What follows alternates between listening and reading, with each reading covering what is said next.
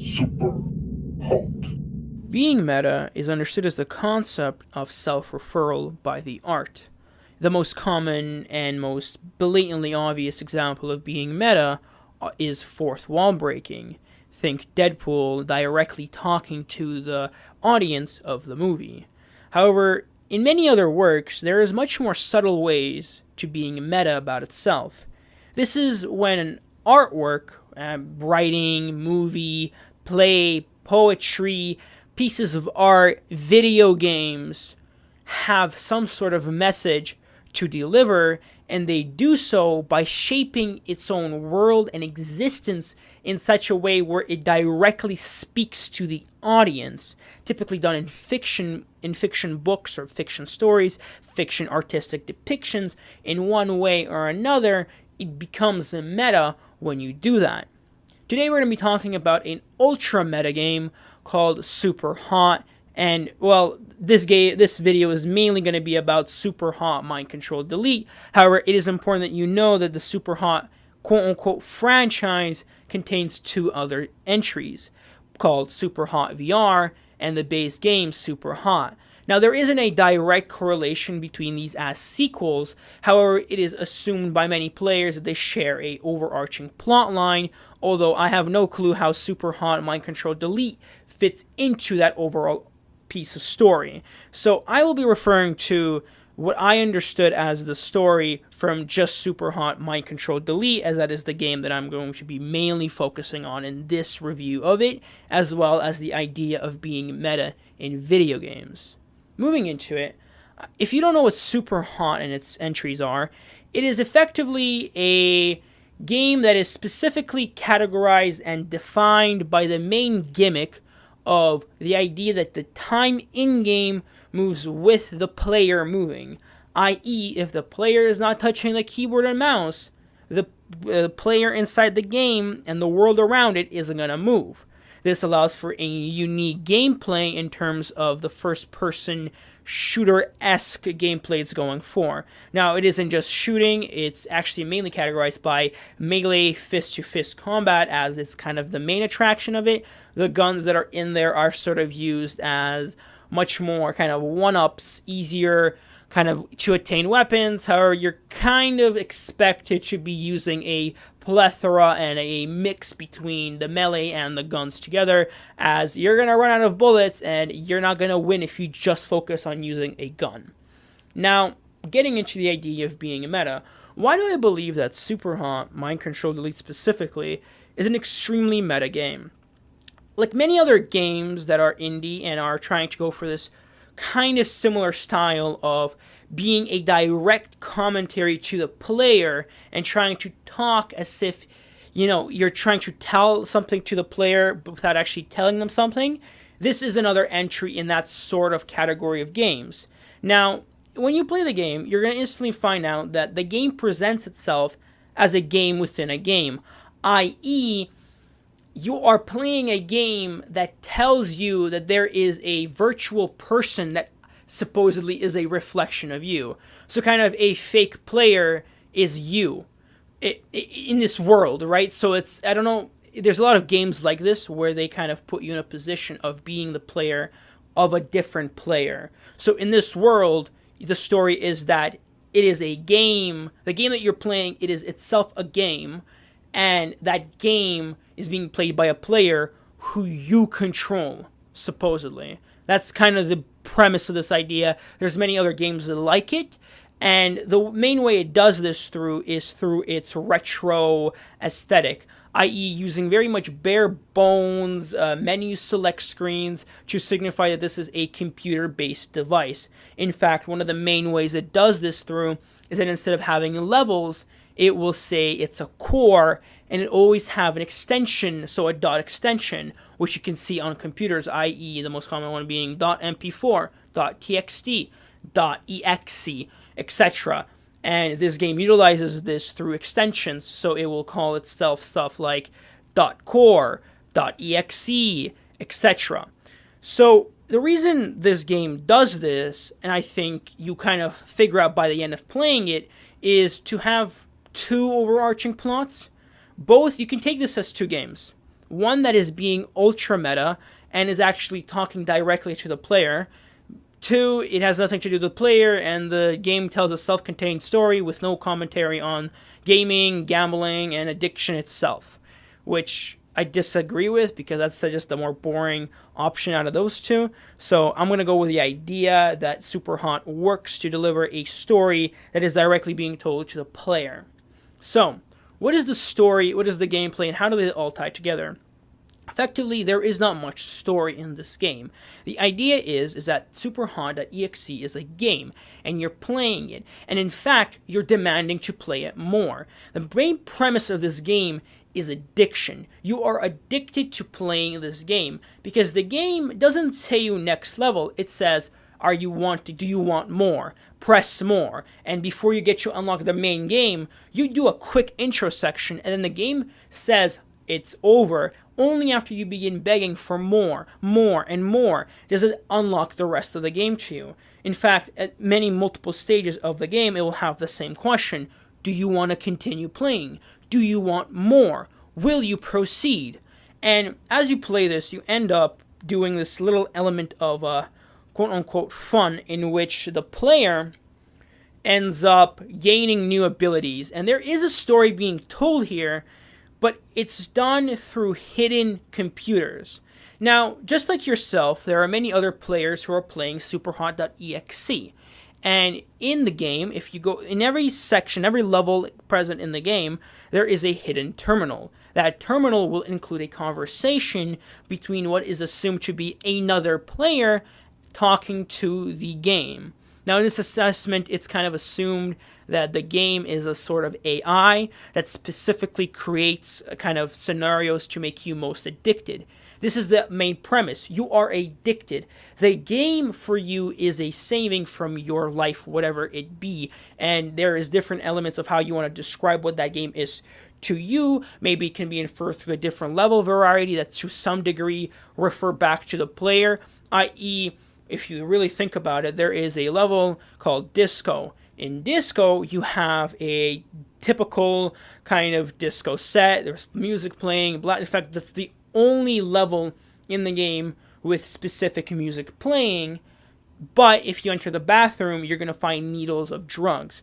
Same thing in the gym level. You're going to find a gym that has steroids and drugs itself in that game, in that level map. As such, you can start inferring a plot line that this individual, the player, has been to these locations and their life isn't too well as they are now looking to do drugs. Another inferral of what the levels mean is that each level map coincides with a terminal, i.e., the level you're playing is not specifically made for you, but it was made for another player who was also playing the game, i.e., the gym and the disco aren't the same, aren't locations that you both visited as the player. It is a location that the individual that is found in the terminal was playing. If we consider this, then the game is being malicious. It is manufacturing a level and a strategy of gameplay that makes it more addicting. In fact, I want to say that there is an element of that. This game does one thing very well: manipulation of the mind and emotions. A common trope, and not necessarily a common trope, my apologies, there's this understanding in gaming that it triggers something when you don't finish a level. I don't remember why I watched this, but there is a psychological understanding that if you leave something unfinished, it will bug you for the rest of the day, making you think about nothing else but finishing that level. The most common example is that if you launch up Mario and you are only midway through level 1, world 1-1, and you stop, in your mind, you're always going to be thinking back to completing that level. This is being exploited in this game extremely well.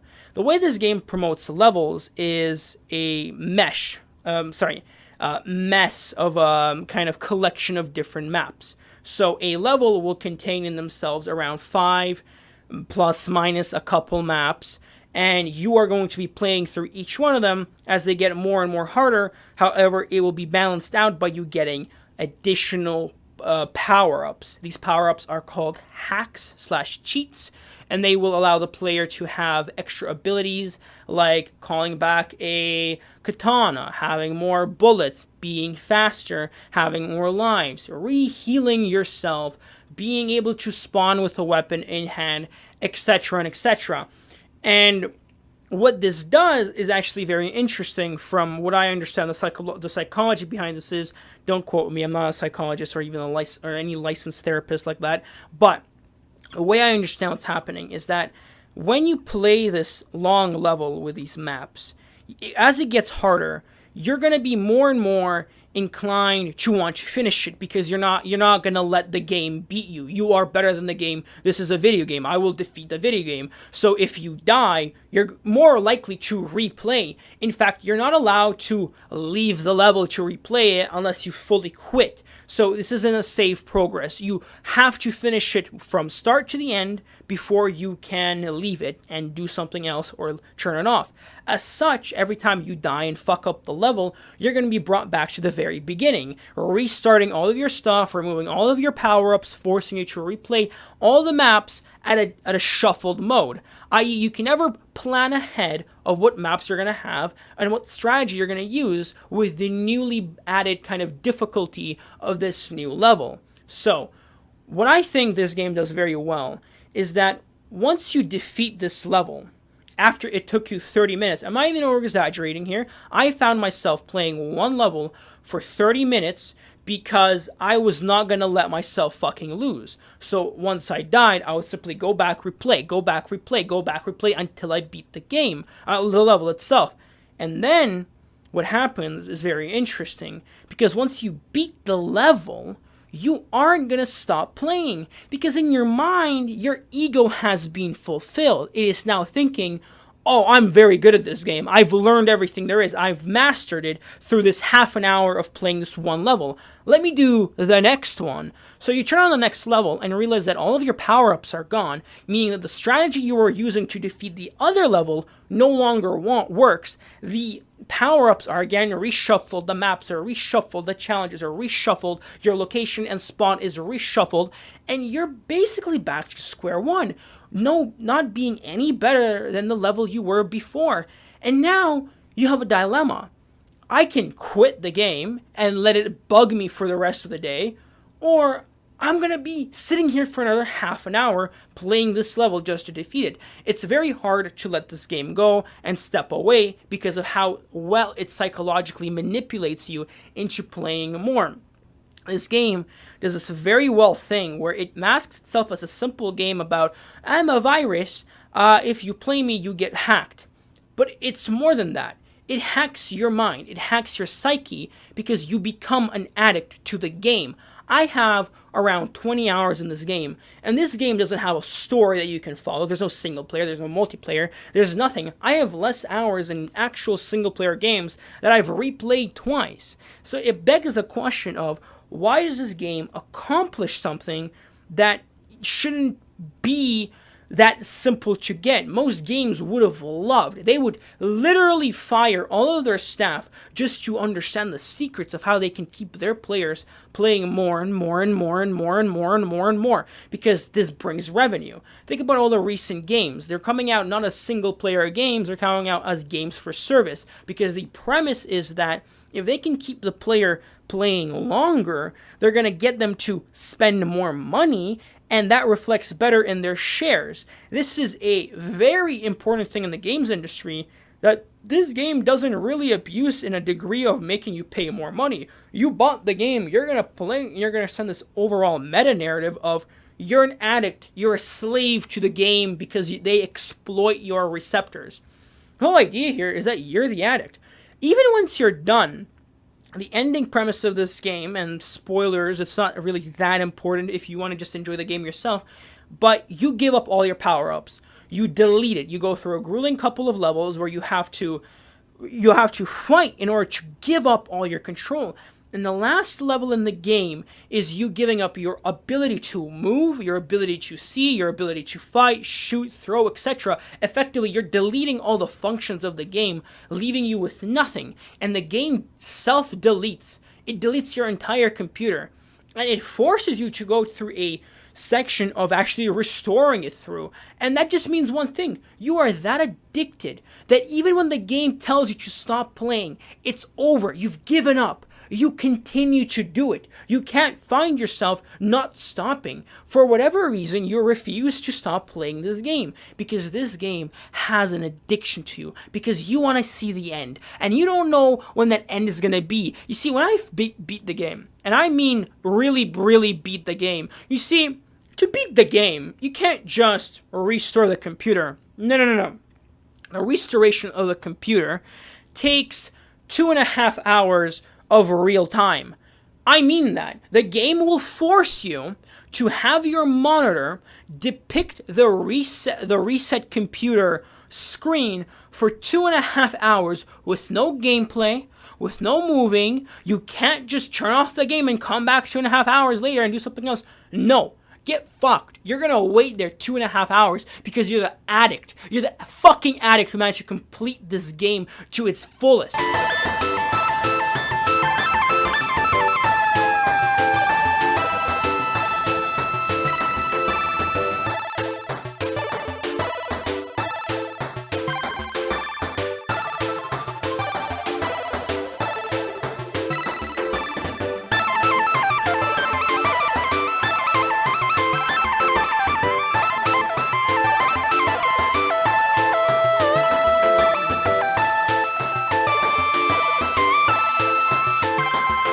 And that wasn't enough for me. When I completed the game, I was fucking scouring it. I'm like, where is more? I need more. This cannot be the end because there has to be more lore. I didn't find anything. As far as I'm aware, I finished the game 100%. In fact, I finished it twice. I truly believe that if I delete all of my abilities once again and I restore the computer again, I want to find a new secret ending. There wasn't one, but the mere idea that I was willing to sit for another 2.5 hours of just a loading bar is absurd, and yet it worked on me because of how mind-warping this game is. This game warps your fucking psyche in order to only think about it. This simple game where you just shoot and kill bread NPCs ends up consuming your fucking mind because the virus isn't the virus in the game. The virus is the virus in your own brain. Hence, mind control delete. Your brain is the computer being hacked.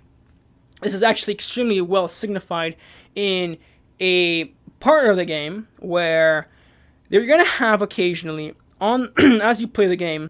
Have a good day, guys. I hope you guys enjoyed this.